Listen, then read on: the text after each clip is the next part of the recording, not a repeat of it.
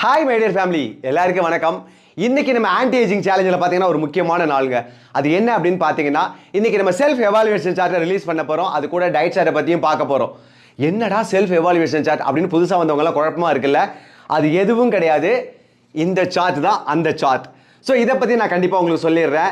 இது எதுக்காக அப்படின்னு பார்த்தீங்கன்னா, ஏற்கனவே பண்ண சேலஞ்ச் பண்ணவங்களுக்குலாம் இதை பற்றி டீட்டெயிலாக தெரிஞ்சிருக்கும். புதுசாக வந்தவங்களுக்கு தெரியாது. உடையவன் பாராத பயிர் விளையாது அப்படின்னு சொல்லுவாங்க. எந்த ஒரு விஷயத்தையும் கண்காணிக்கப்படவே இல்லைன்னா அது வளர்ச்சி அடையாது. அதுதான் இதுக்கு அர்த்தம். நீங்கள் எல்லாரும் வீட்டில் சேலஞ்சை ஃபாலோ பண்ணுறீங்க அப்படிங்கிறது உங்களுக்கு தெரியும். ஆனால் எனக்கு தெரியாது இல்லையா? நான் எப்படி உங்கள் வீட்டில் வந்து பார்க்க முடியும்? ஆனால் இந்த சார்ட்டை நீங்கள் உங்கள் வீட்டில் எங்கேயாவது ஒரு இடத்துல பேஸ்ட் பண்ணிட்டீங்கன்னா நான் உங்கள் கூடவே இருப்பேன், உங்களை ஃபாலோ பண்ணிகிட்டே இருப்பேன். இதை நீங்கள் என்னை ஏமாற்ற மாட்டீங்கன்னு நானும் நம்புகிறேன். நீங்களும் வந்து ஒரு ஹானஸ்ட்டாக நம்மளுக்குள்ள ஒரு டீல் இருக்குது. அதனால் வந்து நீங்களே ஏமாற்றாமல் இதை ஃபாலோ பண்ணுவீங்க. அதே மாதிரி உங்களுக்கு ஒரு வேலை இதில் ஏதாவது ஒரு விஷயம் பண்ண முடியாமல் போயிடுச்சு அப்படின்னா இந்த சார்ட்டை பார்க்கும்போது உங்கள் மனசாட்சி குத்தும். ஒரு வேளை உங்களுக்கு குத்தவே இல்லைன்னா கூட வீட்டில் இருக்கவங்க இந்த சார்ட்டை பார்த்தாங்கன்னா உங்களை குத்தி குத்தி காட்டுவாங்க. ஆட்டோமேட்டிக்காக நீங்கள் ஓட ஆரம்பிச்சிருவீங்க. அதுக்காக தான் இந்த சார்ட், வேறு எதுக்கும் கிடையாது. எப்போவுமே நம்ம என்னென்னா, நம்ம அடுத்தவங்களை நிறைய ரசிப்போங்க. அவன் சூப்பராக இருக்கான், அவன் இப்படி இருக்கான், ஹெல்த்தியாக இருக்கான், ஃபிட்டாக இருக்கான், வெல்த்தியாக இருக்கான், எல்லாம் சொல்லுவோம். என்னைக்காவது நம்மளை பற்றி யோசிச்சிருக்கோமா? தயவு செஞ்சு சொல்கிறேன், ஃபஸ்ட்டு உங்களை நீங்கள் ரசிக்க கற்றுக்கோங்க. கண்ணாடி முன்னாடி போய் நில்லுங்க. அங்கே போய் நின்னதுக்கப்புறம் நான் எல்லாத்துலேயும் கரெக்டாக இருக்கேனா, நான் என்னென்னலாம் மாற்றணும் அப்படின்னு சொல்லிட்டு உங்களை நீங்களே கண்ணாடி முன்னாடி கேளுங்க. அப்போது ஒரு விஷயம் தெரியும். நாம் எங்கே இருக்கணும் அப்படிங்கிறதுக்கு எல்லாருக்கும் தெரிஞ்சிடும். இப்போ நம்ம எங்கே இருக்கிறோங்கிறதும் புரிஞ்சிடும். அங்கே எப்படி நம்மளை எடுத்து செல்றதுங்கிறது உங்களுக்கு நல்லாவே தெரியுங்க.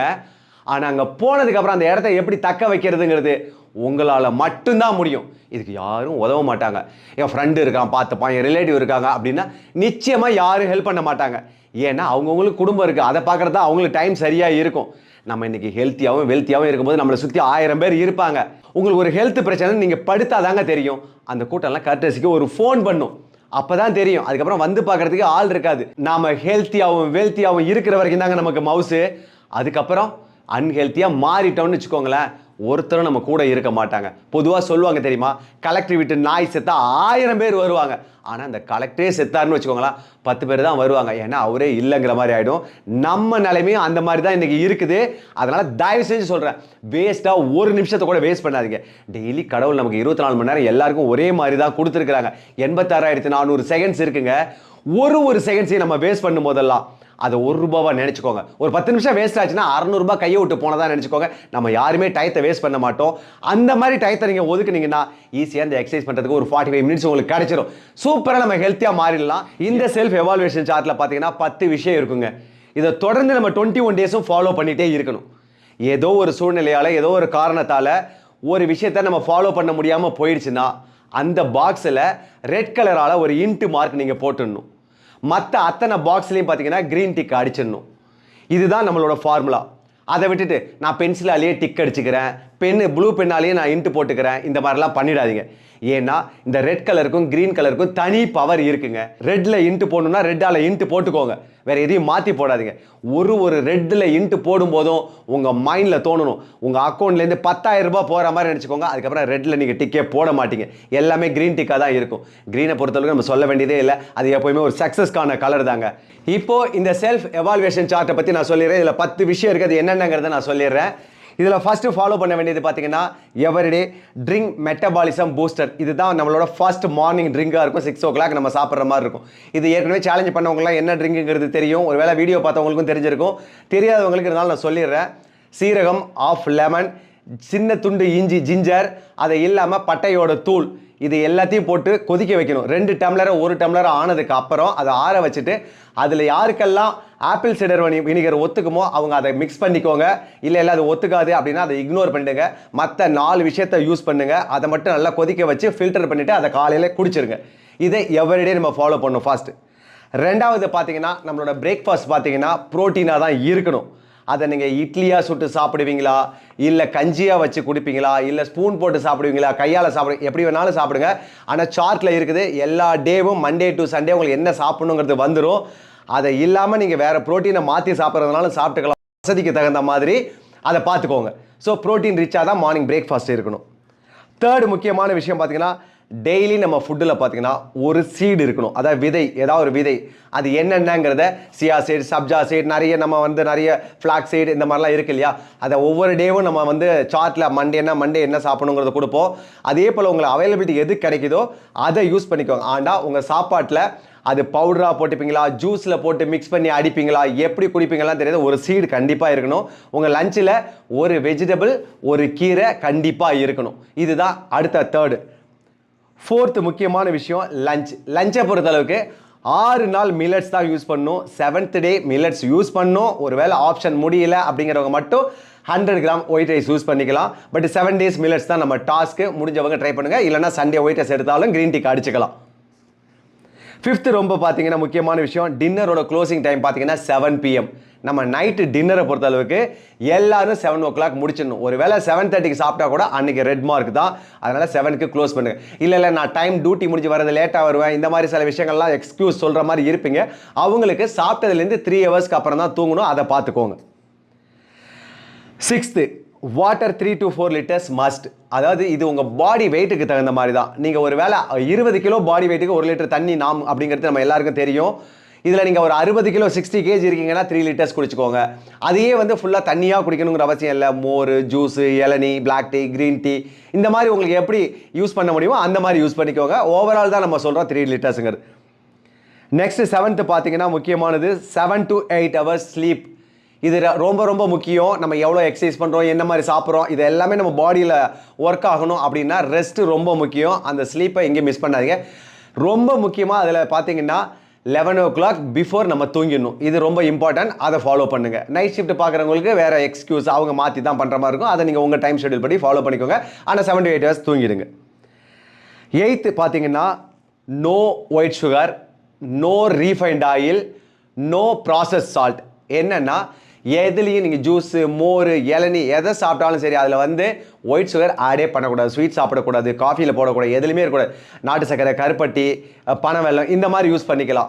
அதே போல் ஆயிலை பொறுத்தளவுக்கு ஆலிவ் ஆயில் இருக்கலாம், இல்லைனா செக்கெண்ணெய் இருக்கலாம். ரீஃபைண்ட் ஆயில் இருக்கக்கூடாது.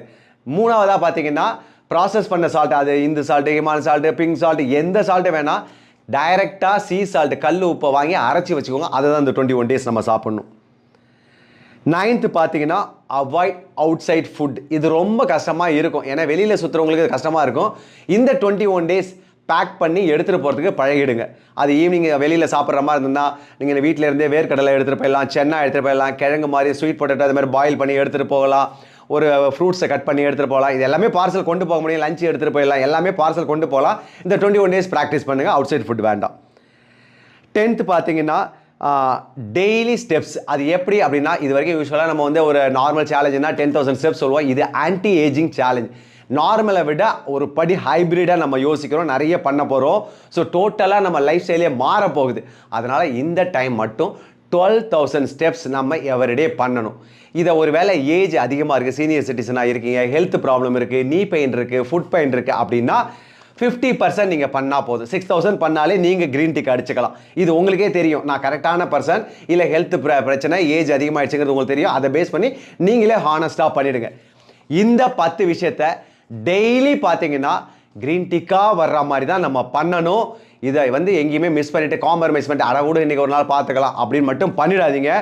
இது வந்து ஒரு ரொம்ப சக்ஸஸ் கொடுத்த ஒரு சார்ட். நிறைய போன சேலஞ்ச் நீங்கள் வெளியிலாம் தேட வேணாம், போன சேலஞ்ச் வீடியோட கமெண்ட்ஸ் எடுத்து பாருங்கள். நம்மளோடதில் அவ்வளோ பாசிட்டிவான ரிசல்ட் எல்லாம் இருக்குது. ஸோ அதனால் இந்த சார்ட்டை ஃபாலோ பண்ணுங்கள். அதோட லிங்க்கை எல்லாத்துலேயும் லிங்க்கை நான் வந்து பின் பண்ணி வச்சிடுறேன். ஸோ அதை எடுத்து டவுன்லோட் பண்ணிக்கோங்க. அதே போல் ஆப்லேயும் இருக்கும், ஆப்லேயும் நீங்கள் வந்து இதை வந்து யூஸ் பண்ணிக்கலாம், டவுன்லோட் பண்ணிக்கலாம். அதே போல் ஆப்பில் பொறுத்தளவுக்கு ஒரு பெரிய ஃபெசிலிட்டிஸ் என்னென்னா, எல்லா வீடியோவையும் நீங்கள் டவுன்லோட் பண்ணி அதிலே ஆஃப்லைனில் வச்சுக்க முடியும். இன்டர்நெட்டே இல்லைனாலும் நீங்கள் வந்து அந்த வீடியோவில் எத்தனை முறை வேணாலும் ப்ளே பண்ணி பார்க்க முடியும். அதனால் ஸ்டோர் வந்து ஆஃப்லைனில் டவுன்லோட் பண்ணி வச்சுக்கோங்க. சார்ட்டாக இருந்தாலும் சரி, இல்லை அதுவாக இருந்தாலும் டவுன்லோட் பண்ணி வச்சுக்கோங்க, அதை யூஸ் பண்ணிக்கோங்க. இந்த சார்ட்டை நீங்கள் ஸ்க்ரீன்ஷாட் எடுப்பீங்களோ, டவுன்லோட் பண்ணுவீங்களோ, பிரிண்ட்டை எடுக்கணும். அதை உங்கள் வீட்டில் பெரிய ஹாலில் தெரிகிற மாதிரி, உங்கள் கண்ணில் படுற மாதிரி ஒட்டி வச்சுக்கோங்க. இந்த சார்ட்டை நீங்கள் ஒரு வேளை ஒரு நாள் என்னைக்காவது ஒரு நாள் சோர்வாக இருக்குது, நீங்கள் பண்ணலாமா வேண்டாமான்னு யோசிச்சா கூட அது உங்களை மோட்டிவேட் பண்ணும். எழுந்து ஓடு அப்படின்னு அது சொல்லும். நீங்கள் ஓட ஆரம்பிச்சிருவீங்க, அதுக்கப்புறம் ஜெயிச்சிடலாம். ஸோ அதே போல் இல்லை நான் வந்து இதை வந்து நான் நோட்டில் எழுதி வச்சுக்கிறேன் அப்படின்னா நோட்டை மூடி வச்சுருவோம், அதை திறந்து பார்க்க மாட்டோம், போயிடுவோம். சில பேர் நான் மனசுலேயே வச்சுக்கிறேன் அப்படிம்பிங்க. அந்த மாதிரிலாம் தயவு செஞ்சு சொல்லாதீங்க. இது எதுவுமே பாசிபிளே கிடையாது. பிரிண்ட்டை எடுத்து ஒட்டி அதை க்ரீனு ரெட்டால டிக் அடிச்சவங்க மட்டும்தான் சக்ஸஸ் பண்ணியிருக்கிறாங்க. அதனால் இதை கரெக்டாக ஃபாலோ பண்ணுங்கள். ஐயப்பன் கோயிலுக்கு போகணுன்னா நம்ம இருமுடி கட்டிக்கிட்டு போனால் மட்டும்தான் சாமியை பார்க்க முடியும், இல்லைனா பாதியிலே திருப்பி விடுவாங்க. அதே போல் இந்த சேலஞ்சை நீங்கள் 21 days சேலஞ்சை சார்ட் இல்லாமல் ஃபாலோ பண்ணிங்கன்னா பாதியிலே விடுறதுக்கான வாய்ப்பு தான் அதிகம் இருக்குது. கடைசி வரைக்கும் நீங்கள் வரணும்னு ஆசைப்பட்றேன். அதனால் சார்ட்டை ஃபுல்லாக ஃபாலோ பண்ணுங்கள். நம்ம பாடியோட பயாலஜிக்கல் ஏஜை ரிவர்ஸ் பண்ணி ஆன்டி ஏஜிங்காக மாற்றணும் அப்படின்னா வெறும் எக்ஸசைஸால் மட்டும் முடியாதுங்க. இதில் மெயின் ரோல் பார்த்தீங்கன்னா நியூட்ரிஷனுக்கு தாங்க இருக்குது. அதனால தான் இதில் நிறைய ஃபோக்கஸ் பார்த்தீங்கன்னா டயட்டில் பண்ண போகிறோம். மண்டேலேருந்து சண்டே வரைக்கும் பார்த்தீங்கன்னா டெய்லி ஒரு டயட்டை ஃபாலோ பண்ண போகிறோம். அந்த டயட் என்னென்னங்கிறது பார்த்தீங்கன்னா அந்தந்த டே வீடியோட எண்டில் உங்களுக்கு வந்துடும். ஒருவேளை இல்லை எனக்கு இப்போவே வேணும் அப்படின்னு நினச்சிங்கன்னா நம்ம ப்ளே ஸ்டோர் ஆப்பில் இருக்குது, அதை எடுத்து நீங்கள் ஃபாலோ பண்ண ஆரம்பிச்சிருங்க. இது கூடவே பார்த்தீங்கன்னா எல்லா நாளும் பார்த்தீங்கன்னா ஒர்க் அவுட்டோட எண்டில் ஒரு மூச்சு பயிற்சி நம்ம பண்ண போகிறோம். இதை எல்லாம் பண்ணுறதுக்கு மொத்தத்தில் பார்த்தீங்கன்னா ஒரு 45 minutes தான் தேவைப்படும்.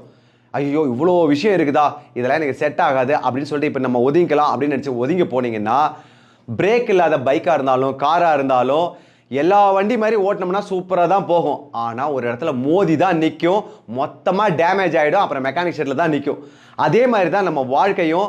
இப்போ நல்லா இருக்கிற மாதிரி தெரியும், ஓடிட்டே இருப்போம். ஒரு காலத்தில் ரொம்ப டேமேஜ் ஆகி நம்ம எல்லாம் ஹாஸ்பிட்டலில் கையுமா அலையும் போது இதை பற்றி யோசிச்சு பிரோஜனமே கிடையாது. அதனால் இப்போவே இதை ஃபாலோ பண்ண ஆரம்பிச்சிருங்க. இந்த ஒரு சேலஞ்சை மட்டும் நீங்கள் கரெக்டாக கம்ப்ளீட்டாக ஃபாலோ பண்ணிட்டீங்கன்னா 5 வருஷம் பின்னாடி போயிடலாம். அங்கே ரொம்ப ஜாலியாக இருக்குங்க. அங்கேருந்து ஜாலியாக ஆரம்பித்து இஷ்டத்துக்கு சாப்பிட்டுக்கிட்டு கொஞ்சம் கொஞ்சமாக முன்னேறி அதுக்கப்புறம் தான் நம்ம ஏஜ் ஆகிட்டே வருவோம். அப்புறம் இந்த வீடியோ தான் ஃபஸ்ட் டைமாக பார்க்குறீங்கன்னா நீங்கள் ஆடி ஃபிட்னஸ் ஃபேமிலியில் மெம்பராக இல்லைன்னு அர்த்தம். அதனால் உடனே சப்ஸ்கிரைப் பண்ணி ஆடி ஃபிட்னஸ் ஃபேமிலியில் மெம்பர் ஆகிடுங்க. இந்த வீடியோ பார்த்த உடனே ஒன்றும் புரியாத மாதிரி கண்ணை கட்டி விட்ட மாதிரி இருக்கும். முன்னாடி சேலஞ்சை பற்றி 2 வீடியோ போட்டிருக்கோம். அந்த வீடியோவை பார்த்துட்டு இதை பார்த்தீங்கன்னா ஈஸியாக புரியும். அதுக்கப்புறம் டே 1 டே 2லேருந்து நீங்கள் எல்லா சேலஞ்சு வீடியோவும் ஃபாலோ பண்ண ஆரம்பிச்சிடலாம், ஈஸியாக புரிஞ்சிடும். யாராவது நீங்கள் நிறைய லவ் பண்ணுறீங்க, அவங்களுக்கு ஒரு கிஃப்ட் கொடுக்கணும் அப்படின்னு நினச்சிங்கன்னா இந்த வீடியோவை அவங்களுக்கு ஷேர் பண்ணால் போதும். இதுதான் பெரிய விலை உயர்ந்த கிஃப்டாக இருக்கும் அப்படின்னு நான் சொல்கிறேன். அடுத்த சேலஞ்ச் வீடியோ வரும் வரை stay tune on RT fitness unlimited. Love you all. Thank you so much.